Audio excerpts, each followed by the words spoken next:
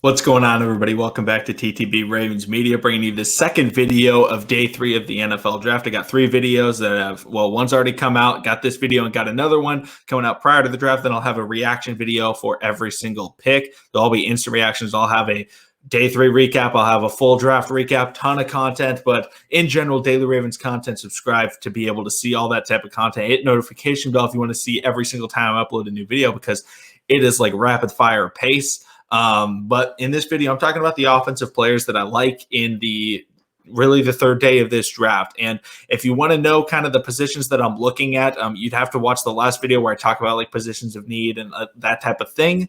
But I will say there's more guys in this that I like. There's significantly more guys in this that I like. But these are my top 3 that I like, because honestly, I don't have 45 minutes prior to the draft. Nobody's going to watch a video that's 45 minutes right before the draft. So my top 3 guys, comment your favorite guys that you want the Ravens to go after, because I'm very curious to see what y'all want. But starting off, my favorite player. Who do I want the Ravens to draft? If you do not know, if you've never seen a video of mine before, you won't know. If you have seen a video, you will know. My number 1 guy is Simi Fakuko. He is my guy. I'm wearing the triple Bs right now. LeVar Ball, stay in your lane. Because I've been trying to speak this into existence, okay? That was his strategy, got Lonzo to the Lakers. I'm getting Simi Fakuko to the Ravens. Heck, he even said on Twitter that he would come onto the show if he gets drafted by Baltimore. So, follow the Twitter. I got a new @ on Twitter, so if you didn't know, go check that out. But if you've never heard of Simi Fakuko, this is what you need to know. 6'4" wide receiver. Depending on where you look, ran a 4.37 to a 4.44 in the 40-yard dash.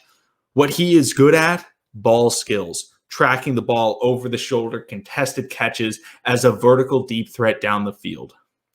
That is still the spot that the Ravens are kind of in need of, because obviously they've got the route runner and Bateman. They've got all these guys that are good, but they do not have like a jump ball vertical deep threat.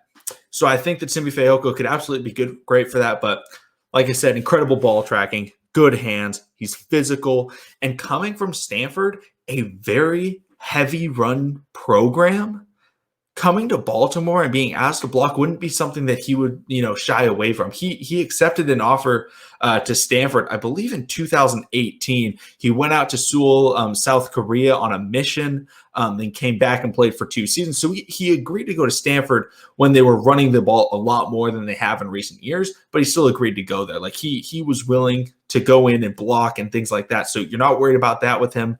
So Simi Fakuko, absolutely love him. I mean, that's my guy. I've been trying to get that guy ever since I found out that he had declared for the draft. I've been going all out for him.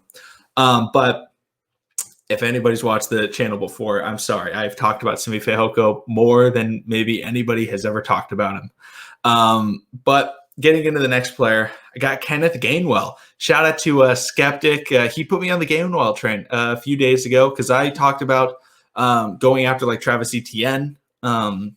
And, because I felt like the Ravens could utilize a pass catching running back. Gus, I don't know why I was thinking Gus Johnson.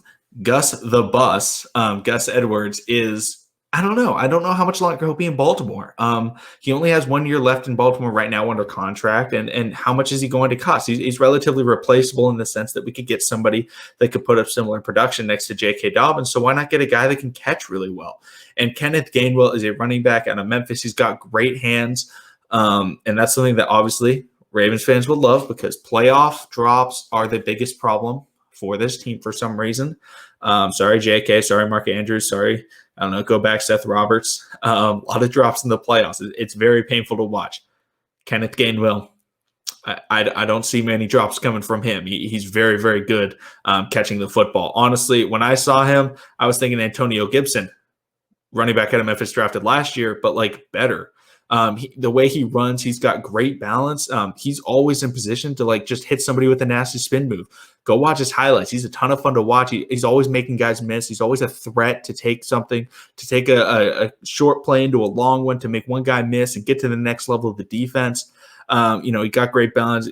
His footwork is very, very good. So that running back core, not only he would boost the current running back core, but also if Gus Edwards were to leave, he would be able to boost the he would be able to be a very, very good 1-2 punch with J.K. Dobbins for the relative future for the Ravens. So I'm all in on Kenneth Gainwell. Once again, shout out to Skeptic on Twitter for giving me the prospects, the running back prospects that he liked, because I don't know, he wasn't a huge fan of Travis Etienne. But that's it on Kenneth Gainwell. So, I like a wide receiver, really like a running back. Get into the offensive line because that is a position I think some Ravens fans will really see as a position of need. Another guy where, I've talked about him a fair amount in videos. I've talked about Drake Jackson a fair amount, center out of Kentucky.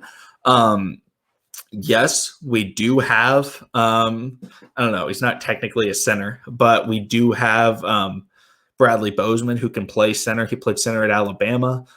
Most people are expecting him to shift to play center for the Ravens. How good can he be at center, though?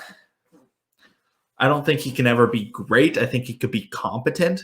So if we were to draft a later round player that could come in that is, one, a very good zone blocker who can get to the next level, to come in and really kind of try and develop next to a young offensive lineman in Ben Cleveland, to try and develop, that kind of nasty 1-2 punch on the inside. And then obviously we got Ronnie Stanley, Kevin Zeitler on the right side, but it could be an interesting dynamic to bring in for the future, would be going with Drake Jackson. But I think for the near future, Bradley Bozeman is the guy, at least to start the year. But going center, I think, could still be a benefit. But there's plenty of other guys, like I brought up. Wide receivers that I like: Jonathan Adams Jr., Tamarian Terry. None of them compare to my love for Simi Fakuko, but they're pretty solid. The running back out of Louisville, really solid. There's some good offensive linemen. There's plenty of guys. Heck, Brevin Jordan's still available. I will say, not big on tight end. I really like the tight ends that we have.